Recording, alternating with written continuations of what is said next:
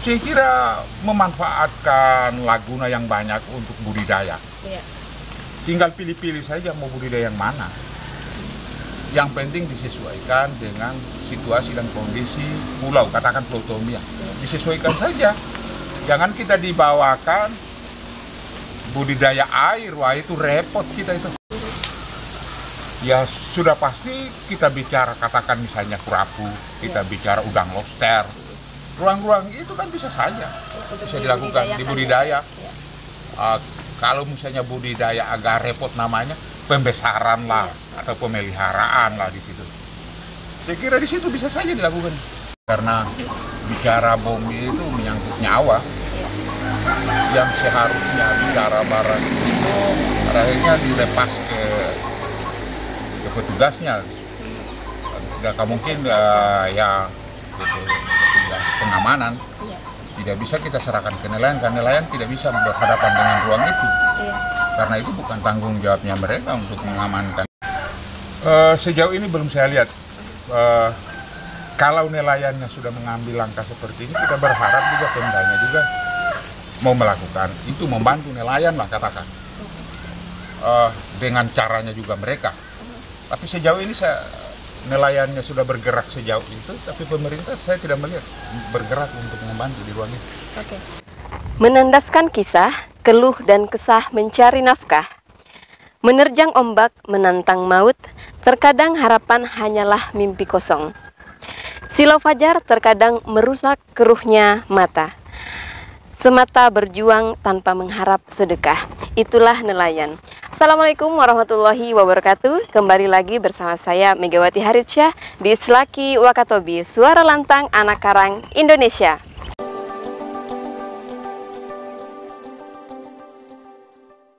Ya sahabat Selaki, kembali lagi tentunya bersama kami Selaki Wakatobi dengan tema dan cerita yang sungguh menarik. Kemarin kita sudah bercerita tentang laut dan pesisir, dan hari ini masih dengan tema yang sama tentang perairan laut kita di Wakatobi. Namun hari ini saya sudah bersama langsung dengan nelayan yang mungkin sering aktivitasnya di laut. Hari ini saya sudah bersama dengan Bapak Armin Sahari. Selamat siang Pak, salam Selaki. Salam sejahtera, selamat siang. Iya, Pak Armin sudah berapa lama menjadi nelayan? Kayaknya sudah agak lama lah. Karena usia 56 tahun. Saya tidak tahu sih, tapi sejak kecil saya sudah jadi nelayan. Iya, berarti sudah cukup lama ya? Agak lama. Iya. Usia sudah mau habis, masih tetap jadi nelayan. Iya. Bagaimana kondisi penangkapan saat ini, Pak Armin? Kayaknya kita sebagai nelayan hampir rata-rata mengalami kerepotan. Iya. Bukan hanya saja saya, tapi hampir rata-rata semua nelayan itu mengalami beban berat untuk cerobong asap dapurnya itu dia bisa mengepul. Iya. Kayaknya agak repot. Agak repot ya. Oke, melihat dari isu di masyarakat yang sekarang lagi hangat-hangatnya, bahwa katanya ada aktivitas illegal fishing. Bagaimana itu Pak Armin terkait dengan bom atau pembiusan? Ya itu dia. Memang ini pas Wakatobi menjadi ruang yang terbuka, menjadi areal yang sangat bagus untuk penangkapan dengan segi illegal fishingnya. Iya. Itu pada akhirnya menimbulkan kerusakan yang sangat parah sebenarnya sih, semakin padat karena rata-rata juga pom-bom ini menghantam atau membom pada ruang-ruang spawning ground atau wilayah bertelurnya ikan. Nah, ini agak-agak repot sebenarnya di situ. Kalau penangkapan terus terjadi seperti itu, maka anakan ikan, terumbu karang itu semakin hari semakin habis. Iya. Dan pasti ya akan semakin panjang perjalanan, ya semakin terdegradasi ikannya kita. Iya. Nah inilah yang saya sangat sayangkan kalau itu terus terjadi seperti ini. Oke. Kemudian apa yang dilakukan oleh nelayan sebagai langkah proteksi terhadap masalah ini? Saya kira tidak bisa kita menyuruh nelayan ya Iya. untuk mengatasi pemboman, karena bicara bom itu menyangkut nyawa. Iya. Yang seharusnya bicara barang itu pada akhirnya dilepas ke petugasnya. Tidak Petugas mungkin terkait, ya ke petugas pengamanan. Iya. Tidak bisa kita serahkan ke nelayan, karena nelayan tidak bisa berhadapan dengan ruang itu. Iya. Karena itu bukan tanggung jawabnya mereka untuk Baik. mengamankan wilayah-wilayah seperti itu. Sejauh ini yang Pak Armin sendiri ketahui, apakah pelaku illegal fishing ini apakah memang dari nelayan kita atau berasal dari luar? Saya kira tidak bisa kita bilang dari luar atau dari Dalam. terdalam atau teman atau siapa, tidak bisa. Iya. Yang seharusnya itu petugasnya menangkap. Iya. Karena supaya kita tahu bahwa itu datangnya dari luar atau memang dari dalam. Iya. Oke. Nah, itu harus ditangkap duluan. Kalau misalnya mereka petugasnya bekerja. Iya. Berarti bisa dikatakan bahwa petugas terkait memang belum melaksanakan tugasnya dengan baik ya, Pak ya? Buktinya seperti itu, karena pemboman masih terus berjalan, berarti petugasnya tidak ada. Kalau ada, pasti pemboman tidak ada. Dan kalau saya bilang begitu, mungkin orang akan bicara seperti apa lagi. Tapi saya mengatakan, kadang-kadang tanggung jawabnya sudah dibagi-bagi lah di dunia ini. Iya. Kalau tanggung jawabnya itu tidak jalan, ya kalau kita bicara halal haram, kalau tanggung jawab tidak dijalankan berarti bicara haram. Iya.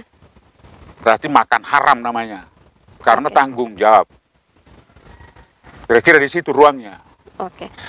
Kemudian sebagai nelayan untuk mempertahankan kehidupan, karena nelayan kan selalunya mencari nafkahnya di laut. Bagaimana kemudian para nelayan atau langkah apa yang dilakukan oleh para nelayan untuk mempertahankan kehidupan dengan adanya tekanan yang begitu besar di laut? Ya, sebenarnya nelayan banyak langkah yang diambil, tapi nelayan lokal ya, nelayan lokal. Tomia katakan, Tomia pada akhirnya mempertahankan diri dengan cara-cara yang sangat sederhana sebenarnya, supaya ketersediaan ikannya terus ada. Ya, mereka pada akhirnya membentuk ruang-ruang tersendiri, konsep bank ikan lah. Itu terjadi di mana-mana, dia buat di beberapa desa. Ya, itu solusi lain. Kalau misalnya menghadapi bom bius, kayaknya tidak bisa mereka di nelayan, tidak bisa diserahkan ke situ. Nah, solusinya di ruang itu hanya mereka mampu membuat bank. Iya, apakah sekarang dengan adanya bank ikan, kemudian nelayan sudah bercukupan, atau memang tidak ada lagi tekanan karena sudah adanya bank ikan? Karena tidak ada satu penelitian terbesar di muka bumi ini, mudah-mudahan ada nih para ilmuwan, dia datang meneliti di bank-bank yang sudah ditetapkan oleh nelayan dan dia pelihara. Suplai keluar dari hasil banknya itu berapa ribu, dan kebutuhan di masyarakat nelayan itu berapa ribu juga dia butuhkan. Kalau dia berimbang berarti kehidupan dia akan jalan. Tapi kalau dia tidak berimbang antara suplai dari bank keluar, maka itu berarti pasti terus nelayan mengalami beban yang berat untuk mengisi kehidupan. Itu sudah pasti di situ. Baik, apakah bank ikan ini hanya dilakukan oleh para nelayan atau ada turut campur dari Pemda? Sejauh ini belum saya lihat. Kalau nelayannya sudah mengambil langkah seperti ini, kita berharap juga Pemdanya juga mau melakukan itu, membantu nelayan lah katakan.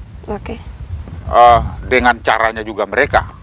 Tapi sejauh ini nelayannya sudah bergerak sejauh itu, tapi pemerintah saya tidak melihat bergerak untuk membantu di ruang itu.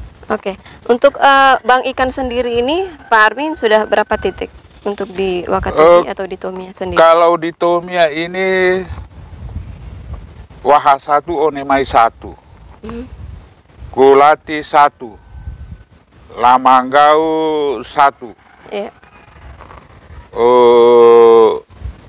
Tiroau 1, Gulati 1, 6 ya. Sampai saat ini masih berhasil ya? Masih terus ada jaminan dari nelayan itu sendiri. Baik. Apa yang sekiranya saran dari Pak Armin sebagai nelayan untuk apa yang harus dilakukan oleh pemerintah desa atau mungkin Taman Nasional terkait dengan illegal fishing ini? Saya kira mereka harus aktif terus memberikan jaminan ke ruang ini sebagai tanggung jawab. Iya. Karena itu tanggung jawab itu sejak dibikinnya masuknya Taman Nasional di Wakatobi, mereka sudah berkomitmen bahwa mereka memberikan jaminan. Tapi apakah ini komitmen main-main atau komitmen benar? Kalau dia benaran berarti tidak ada illegal fishing. Ya, berarti tanggung jawab dan komitmen saja. Ya, tanggung jawab dan seperti komitmen tindakan berarti, misalnya Pak Armin, tindakan memang misalnya itu bicara seperti apa? Bicara komitmen berarti ada tindakan. Iya, contohnya seperti apa misalnya patroli, pengamanan wilayah-wilayah yang biasa dilakukan para illegal fishing, itu pasti harus dilakukan. Oh iya, menurut Pak Armin, sanksi apa yang harus didapat oleh pelaku-pelaku ini? Agar mereka bisa jerak dan tidak mengulanginya kembali. Saya kira kan sudah ada aturannya, sudah ada undang-undang. Iya. Pegang saja undang-undang, karena ini kesepakatan negara kan. Oke. Kalau itu sudah dilakukan kan pasti orang jerah juga kan. Kalau dikatakan ditutup di jeruji besi 5 tahun atau 10 tahun, 10 tahun dia tidak bergerak. Apa yang lain juga mau ikut-ikut bergerak ke ruang-ruang seperti itu kalau kita ditutup 10 tahun katakan misalnya. Ya. Oke, Pak Armin, selain Bang Ikan tadi ya, kira-kira ada nggak sih solusi lain selain itu untuk para nelayan ini? Saya kira banyak, tergantung Pemda atau pemerintah pusat atau pemerintah provinsi. Saya kira memanfaatkan laguna yang banyak untuk budidaya. Tinggal pilih-pilih saja mau budidaya yang mana. Yang penting disesuaikan dengan situasi dan kondisi pulau, katakan Pulau Tomia. Disesuaikan saja. Jangan kita dibawakan budidaya air, wah itu repot kita itu. Ini asing lautnya Wakatobi ini. Nah kalau disesuaikan misalnya bertanya ke kita, ya sudah pasti kita bicara katakan misalnya kurapu, kita bicara udang lobster. Ruang-ruang itu kan bisa saja. Untuk dibudidayakan. Dibudidaya. Kalau misalnya budidaya agak repot namanya, pembesaran lah atau pemeliharaan lah di situ. Saya kira di situ bisa saja dilakukan. Oke. Terakhir Pak Armin, apa yang mungkin Pak Armin bisa sampaikan kepada pemerintah daerah terkait isu ini dan juga mungkin kepada pihak-pihak terkait untuk di Tomia?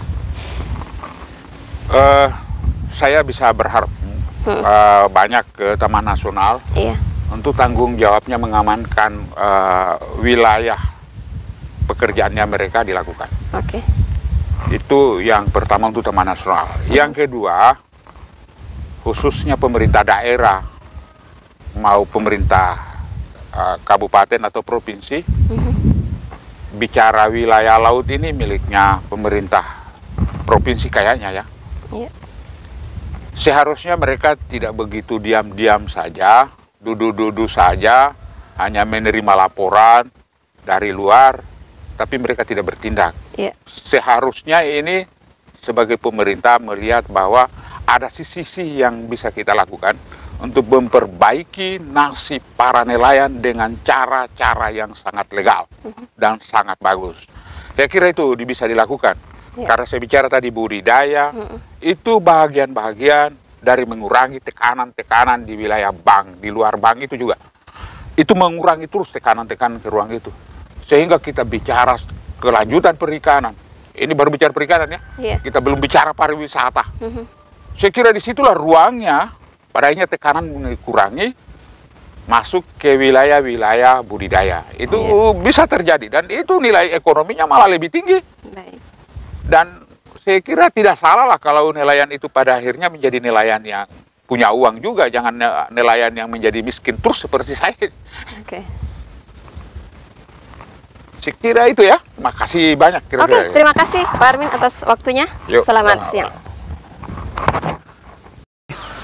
Baik sahabat Selaki, hari ini temanya sangat menarik, cerita-cerita dengan Bapak Armin sangat luar biasa.